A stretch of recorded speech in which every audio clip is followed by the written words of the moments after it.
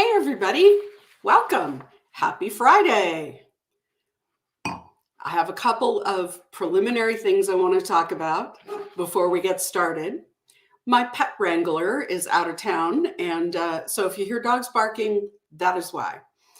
I want to thank my moderators, Brenda and Michelle. Every week, they're totally faithful. I want to remind everybody that if you are so inclined to send us a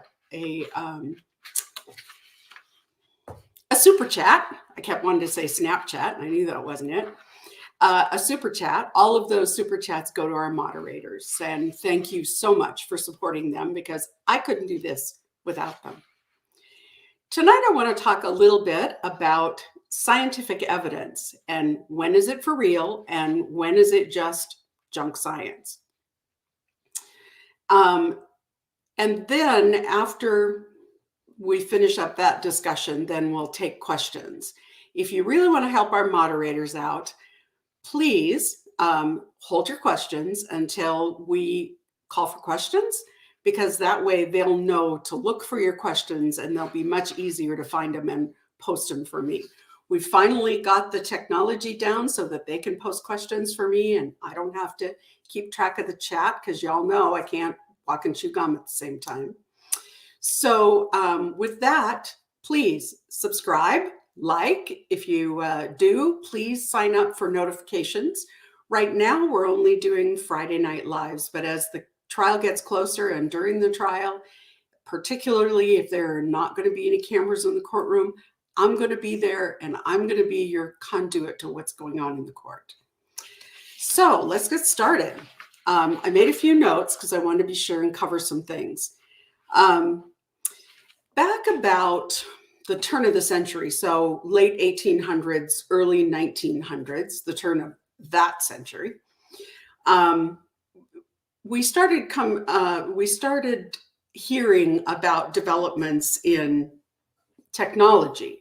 Particularly, one of the things that was came out early was fingerprints. So we started learning about this new kinds of techniques that were being offered in evidence, and they were more scientific. So fingerprints were the first thing, followed by, in the 50s, blood spatter and blood stain evidence, and then continuing, and also ballistic evidence was in the 20s and 30s. So there are two important cases that we all look to as defining when scientific information is usable and valid and when it's junk science. So the first one is called Daubert, D-A-U-B-E-R-T, for those who want to look it up themselves. And that case asks, is the methodology scientifically valid?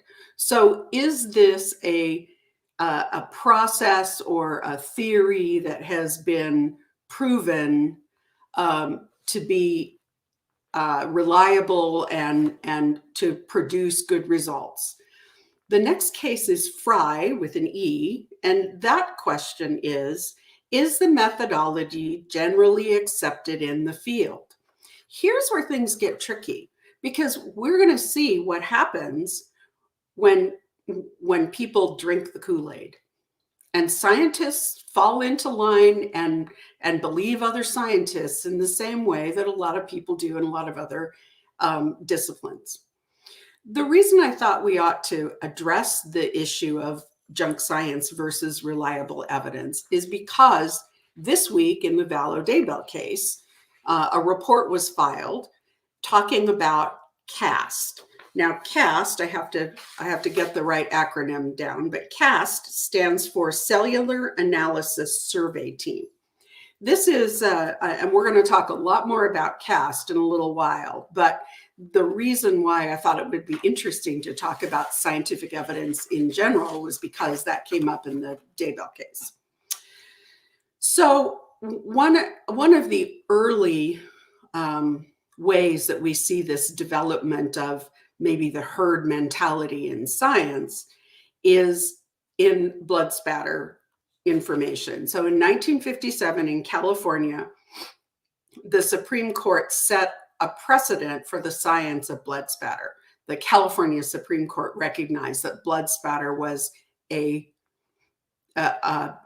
valid scientific method of looking at crime scene evidence. And in 1971, Herbert McDonald, having trouble with my mouth tonight, Herbert McDonald put out a book called Flight Characteristics and Stain Patterns of Human Blood. He started teaching a blood stain institute and trained 1,000 analysts and became the leading expert. Now that is in 1971. And from 1971 until 2009, the things that happen are repeatedly the courts agreeing that blood spatter evidence is valid evidence, that the analysis process is valid science, and reaffirming the appeals on the issue of whether or not blood spatter pattern and stain analysis is actually reliable evidence. So up until 2009, we have this building set of cases where states keep being knocked down in terms of their Supreme Courts validating the blood spatter pattern evidence. Then in 2009, the National Academy of Science finds serious deficiencies in the field of forensics and says uncertainties associated with blood stain pattern analysis is enormous.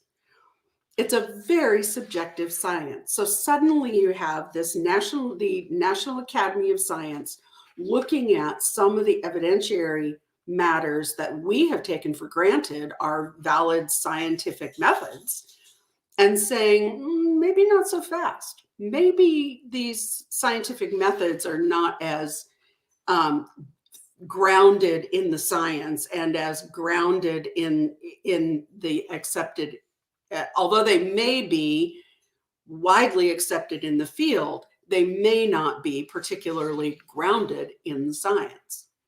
So now we have a whole array of pseudoscientific evidence that's being introduced in court to prove that people are guilty or to exclude them. One of the earliest, besides fingerprints, one of the earliest methods is ballistics. Now, ballistics starts with the presumption that I'm not a gun aficionado, and I'm going to do this very superficially. So if there are gun aficionados out there, forgive me for kind of using a little bit of a quick script. A gun barrel has inside of it rifling, and the rifling is what causes the bullet to leave the barrel of the gun and fly straight and not wobble. And that rifling, the theory is that rifling, because of minute changes to the metal inside the gun, that rifling makes a particularly identifiable pattern on a bullet. So a bullet fired out of a particular caliber weapon, a bullet fired out of a specific gun can be identified. And there were lots and lots of cases. There have been many, many cases over the years affirming that ballistics is a defensible science.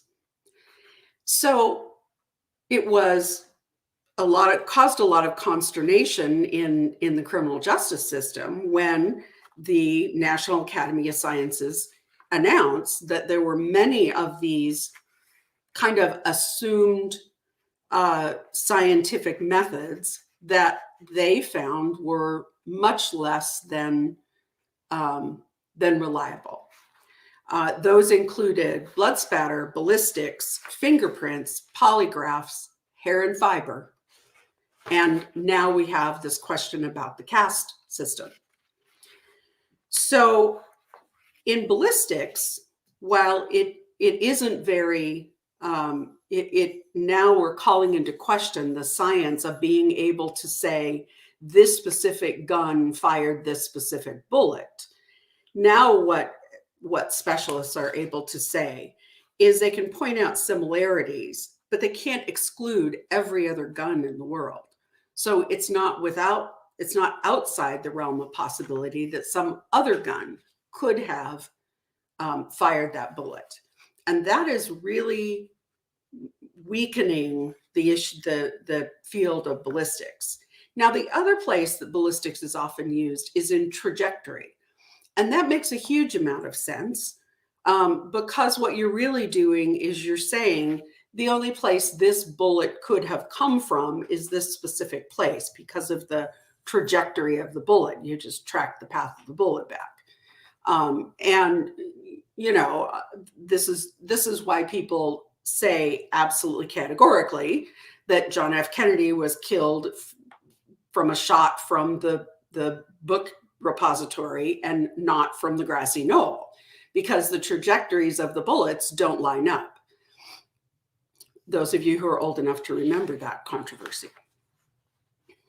So now we're seeing ballistics being discounted more and more in court, and more people saying ballistics could very well be junk science.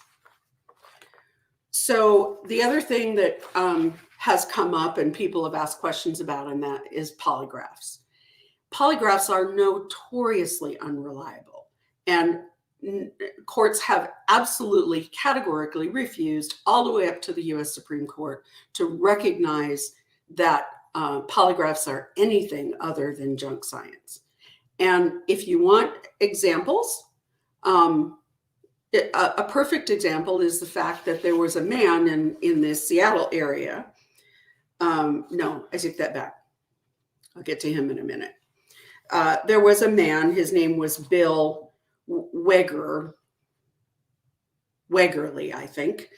He was accused of killing his wife, and he was only exonerated when DNA evidence proved that Dennis Rader, who was the BTK killer, was actually the murderer.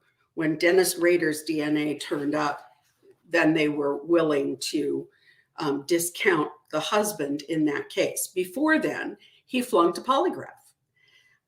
It's easy to flunk a polygraph because polygraphs measure your respiration, the sweat on your skin, specifically in your hands, and your blood pressure.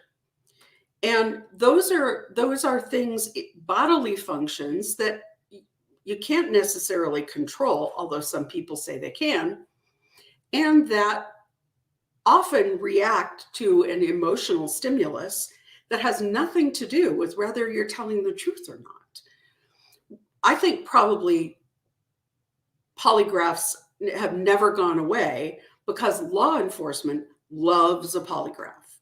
And they know from the very beginning that polygraphs are inadmissible. But they also know that a lot of people think they are, and so they make really useful interrogation tools. They can go back and say, you know, Frank, the polygraph you took showed you were being deceptive, even though you told us this. Now, do you really want to tell us the truth? And sometimes they get a confession out of somebody based on a polygraph. While I was practicing, I never recommended that anyone take a polygraph.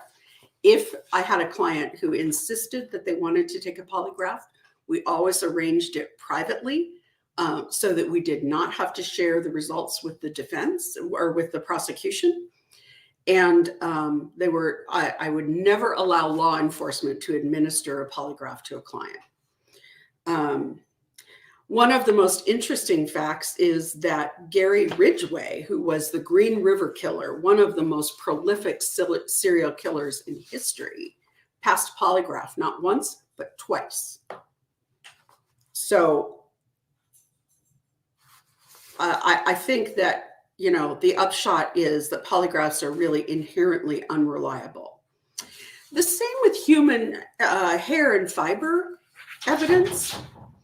We do know that hair and fibers are still being collected, and they do have some small evidentiary value. And where they have some evidentiary value, I have a dog barking at the door. Hold on just a second.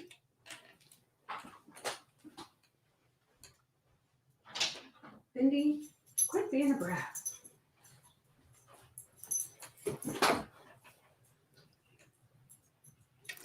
Thanks for your patience tonight. My pet wrangler will be back next week.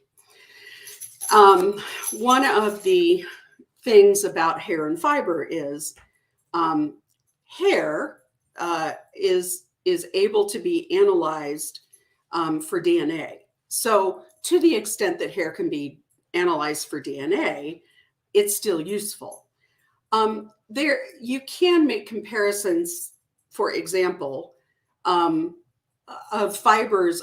Say you have fibers on a body and you recover those fibers and you find similar fibers in the trunk of a car, and it turns out that there are similar fibers in the home, and it's clear that those fibers probably came from a blanket or something kind of fuzzy that was at the crime scene, and that the body was wrapped in it, and that the body was put in the trunk.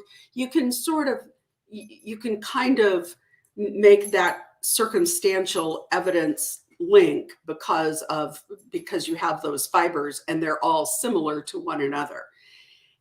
And, you know, perhaps it's some kind of unusual, oh, it's a mohair blanket, or, you know, you can make those connections.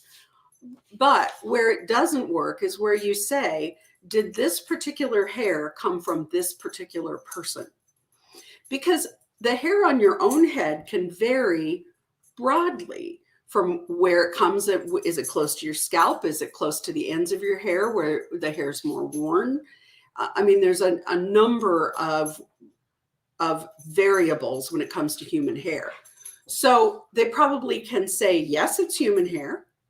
They probably can say, we may be able to recover DNA from the hair. There is some recent developments in technology. Excuse me. Stop it. Out. No. There's some recent developments in technology that are allowing, it used to be if you had DNA, you were going to take DNA from a hair sample, it needed to be from the root of the hair while there was still a piece of the hair follicle left. That's not the case anymore. Now they can do DNA without that root piece.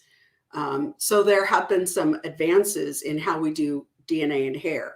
But to just take a strand of hair and say this is categorically the same hair, the killer's hair, that it's just not reliable science. And district attorneys are getting more skeptical about and more careful about how they're offering that information. And defense attorneys are challenging that science right and left.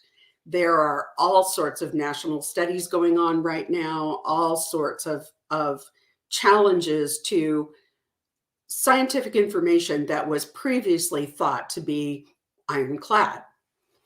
So one of the reasons why that's happening is because of DNA and because of how reliable DNA evidence is.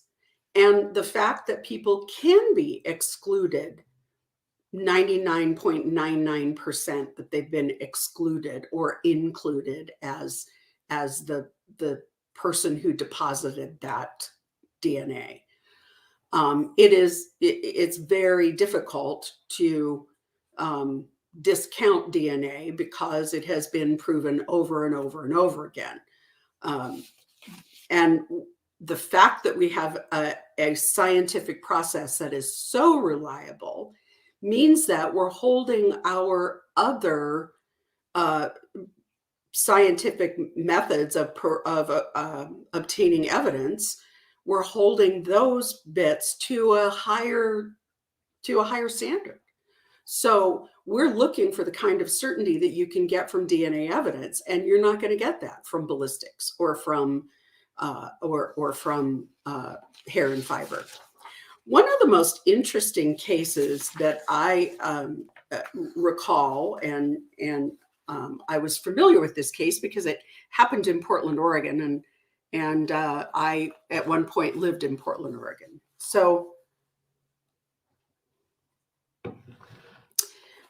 those of you who are not are a little bit older will remember that in I'm looking for the dates here. In 2004, there was a train bombing in Madrid, Spain.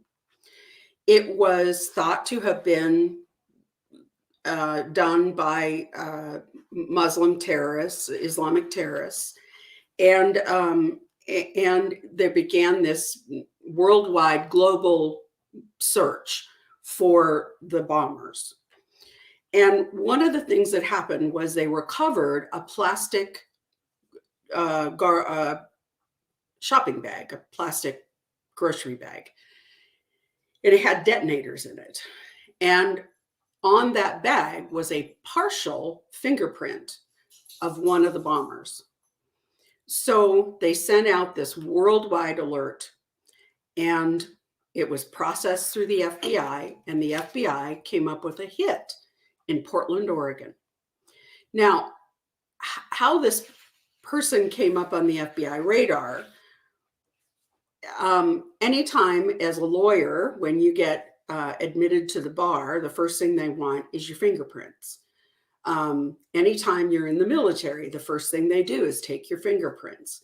So in this case, this Portland, Oregon lawyer, his name was Brandon Mayfield. He was a sole practitioner, had a small practice, did a lot of family law, a little bit of criminal law, but mostly municipal traffic and that sort of stuff. So not a big, heavy hitter, not really involved in a lot of political actions or any other thing like that. He had been in the military, been in the Army, served overseas, and he had met and married an Egyptian woman, and he had converted to Islam.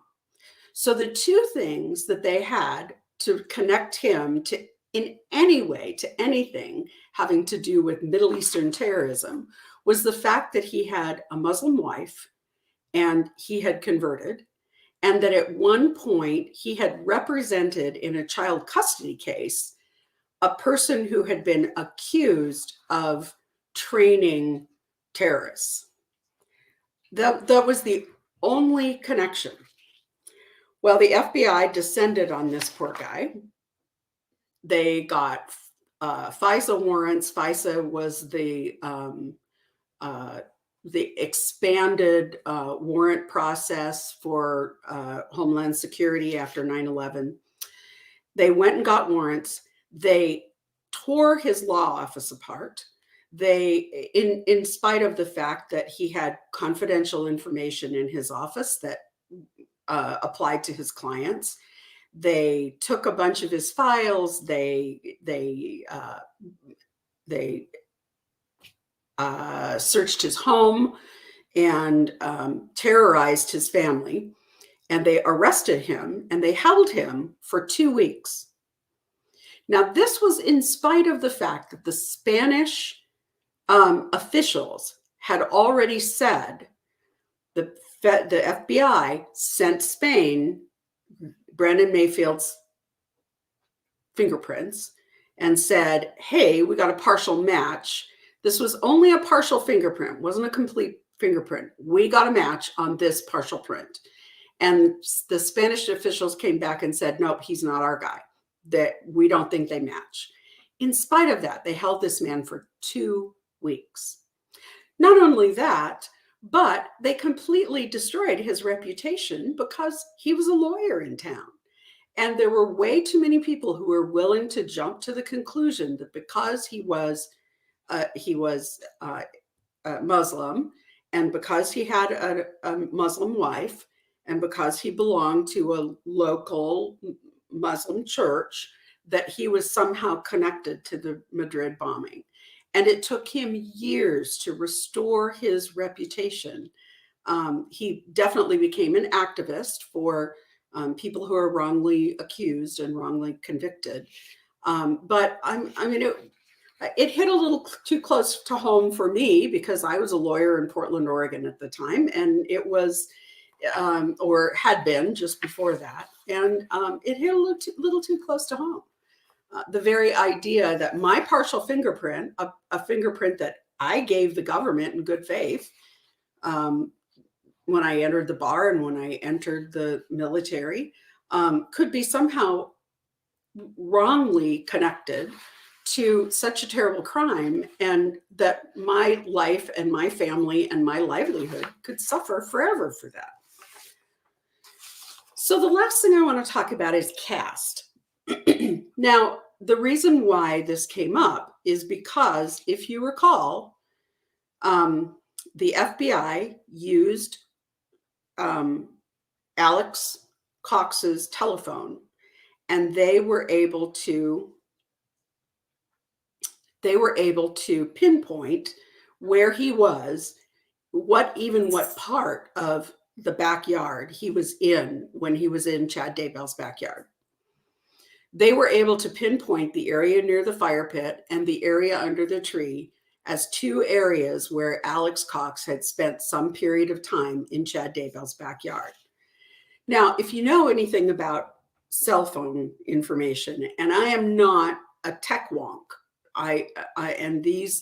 this stuff kind of makes my eyes glaze over sometimes. But the way that typically it's done is you take 3 cell phone towers and you triangulate to the point, and it is usually good, sometimes as much as plus or minus a mile to 5 miles. So placing someone someplace with a cell phone ping is difficult. And now we're talking not about somebody who is using their cell phone and making a phone call. We're talking about people who just have their cell phone on and the GPS readings are happening in the background. And the cell phone, it's communicating with the local cell phones towers in order to make sure that if you make a call, it connects. So what the FBI is saying is that they have this different formula for looking at the data. And it really comes down to how they're manipulating the data. They have this different formula for how they look at the data, and looking at the data in that way and applying this additional, what they call a time rule, means that they're able to pinpoint someone's location. The problem with that is that nobody yet has proven that this technology works the way the FBI claims. So I'm just going to read this because I want to make sure that I get it right. It says, to be clear, the FBI caste enhanced cell analysis is not location information that's calculated in real time from a burst of GPS data by the cell phone or a hybrid of available GPS data and network data collected from 3 or more cell towers. CAST relies on historical signal data that a network measures and calculates for purposes other than providing customers with precise location information. The cellular industry does not recognize this method to determine location. In any of its various forms, the CAST-enhanced historical cell site analysis delivers on its promise of a more precise location. The FBI cannot, however, demonstrate its reliability or its accuracy. So public defender trial teams, a public defender trial team recently made this point and challenged the FBI CAS claim that it could reliably map the historical location of a target cell phone. The upshot was that the judge said it was not reliable information and excluded the FBI CAS information. So we know that this is potentially questionable science.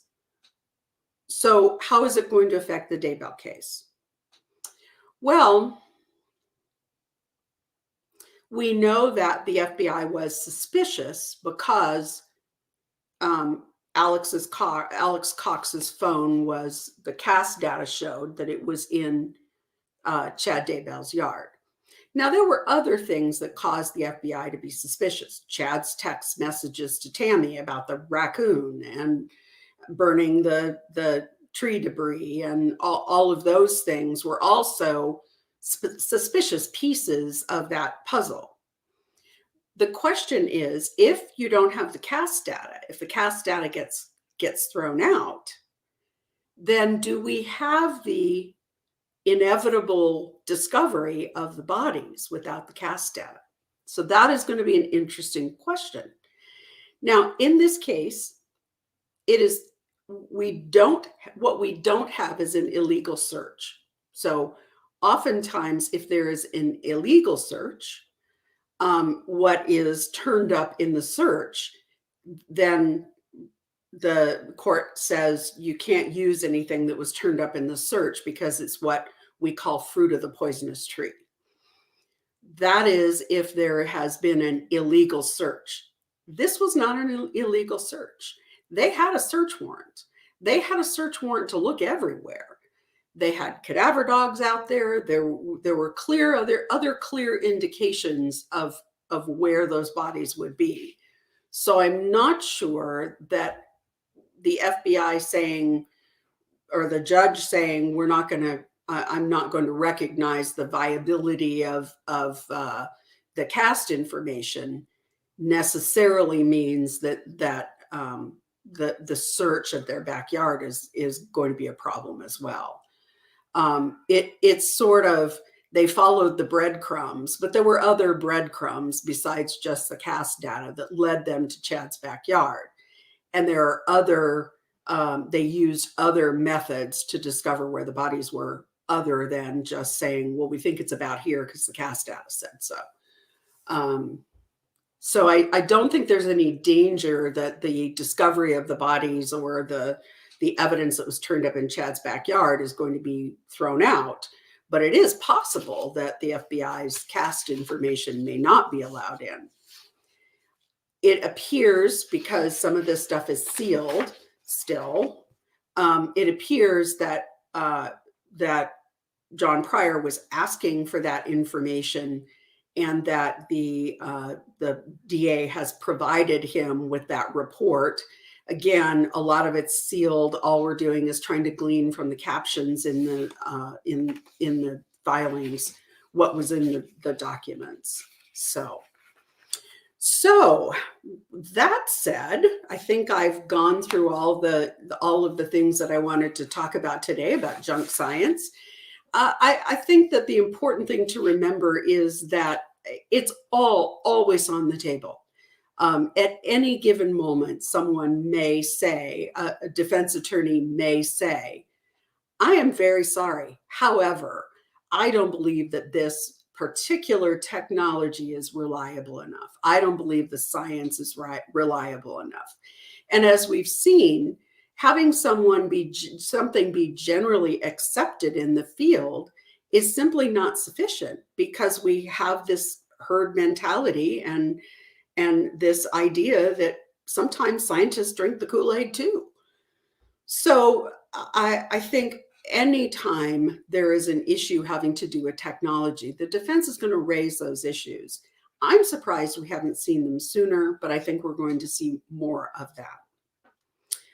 So I guess I'm ready for questions. I asked y'all to hold your questions until we were uh, further along into this to give the mods a chance to snag questions. So while my mods are looking through, I just wanted to look back through the chat and say a really heartfelt thank you to the folks who have sent us super chats, to Kathleen and Del Pace and Lynn and Gail. Thank you so much.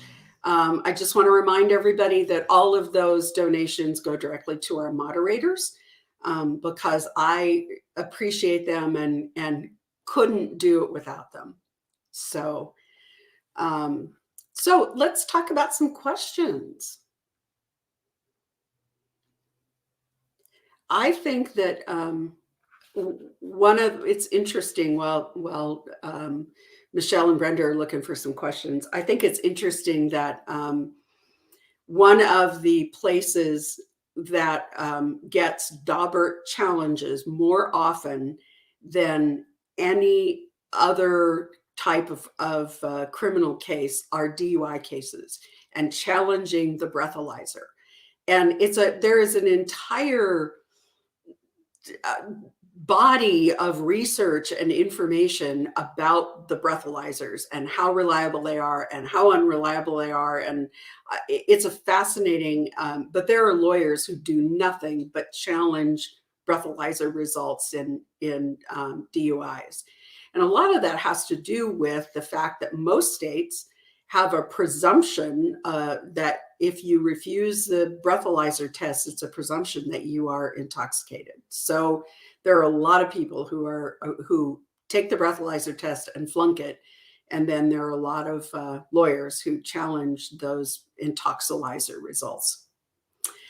Lee here. Do I think this is why they have conspiracy charges and not murder?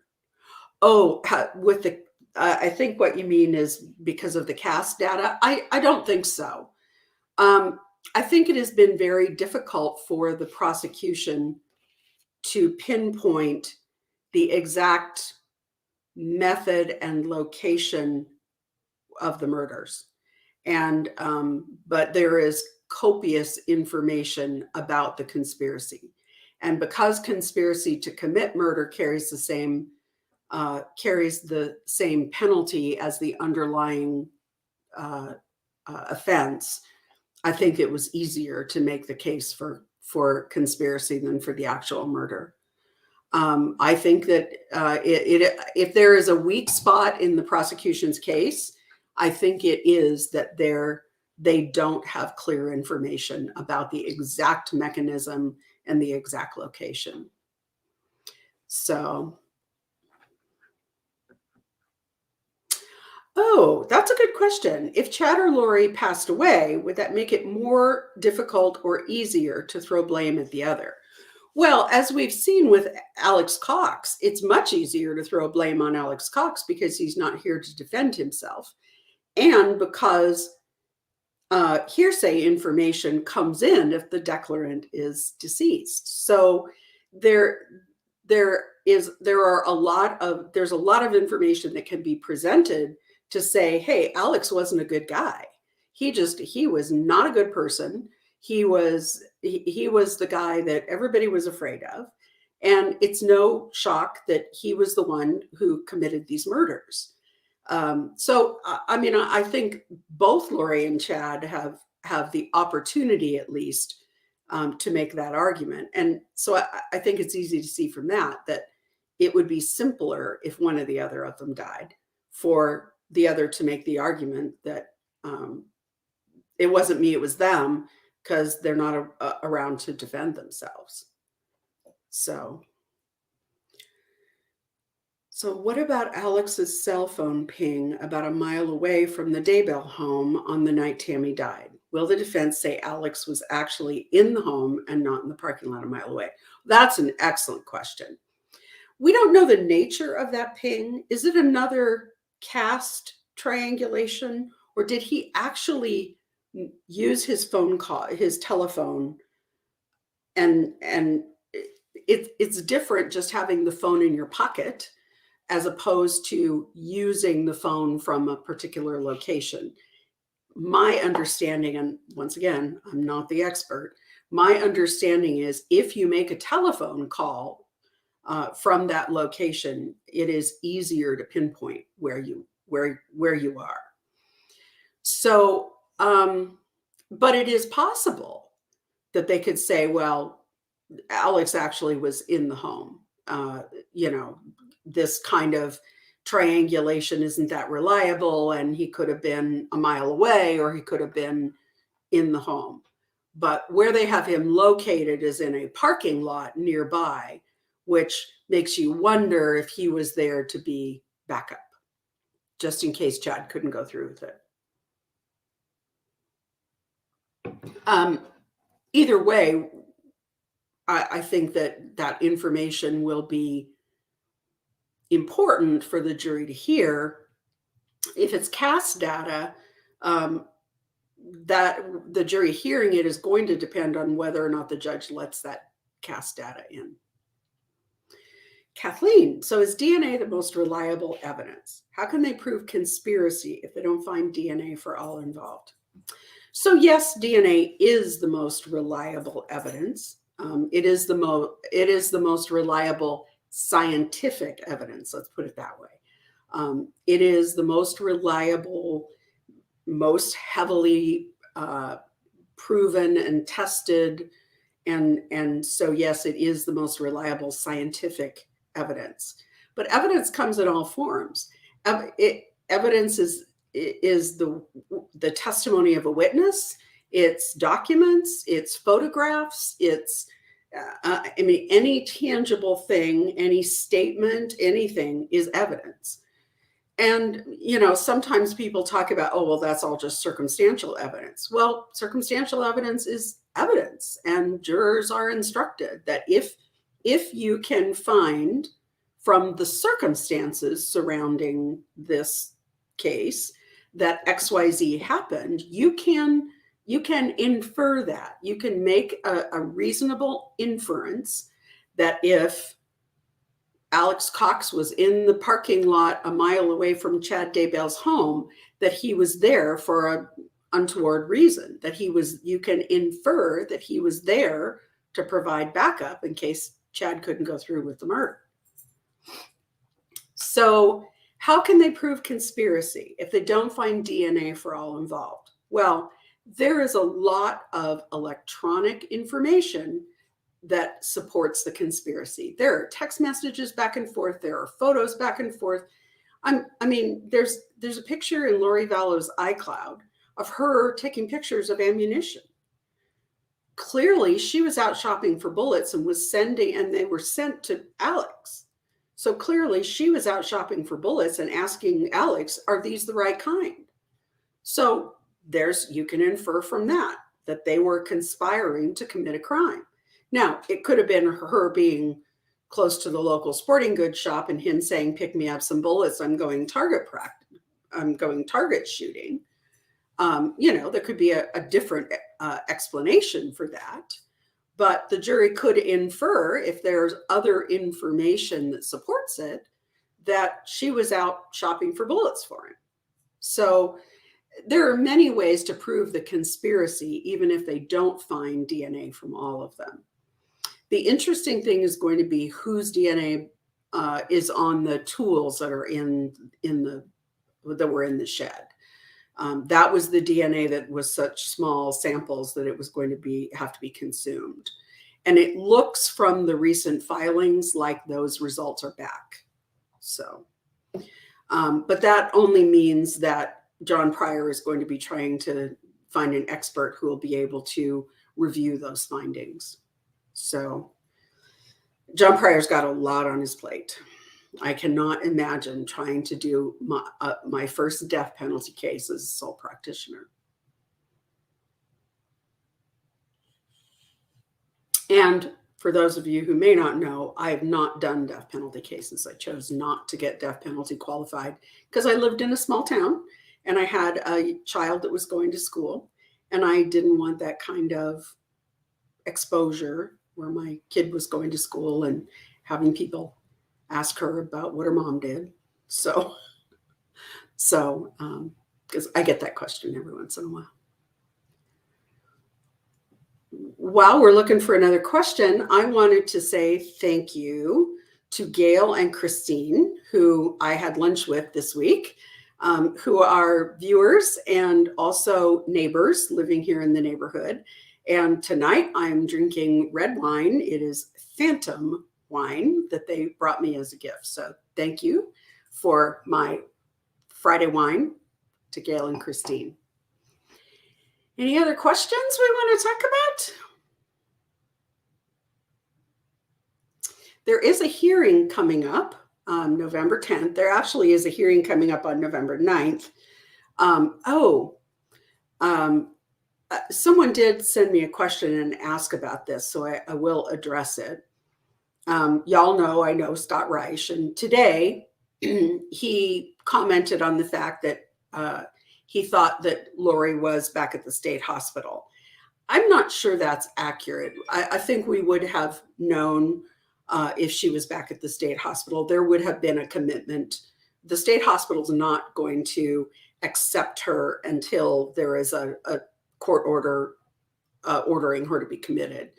But I think what threw Scott off was the fact that the November 9th hearing is some kind of a scheduling or status conference. And the court posted the notice for the hearing and noted that she was going to appear telephonically. So I think Scott may have kind of assumed from that she wasn't local and that she would be appearing by telephone because of that. I'm not sure that's the case. There are a lot of courts that prefer to have short matters done telephonically or done by video, by closed circuit video, because it saves them the trouble of having to transport the person. Now, let's remember, Fremont County is in St. Anthony, or St. Anthony is in Fremont County. Let's get that straight. Fremont County is the county that neighbors Rexburg. Chad Daybell's property was 100 yards inside the Fremont County line. So the murder case was brought in Fremont County.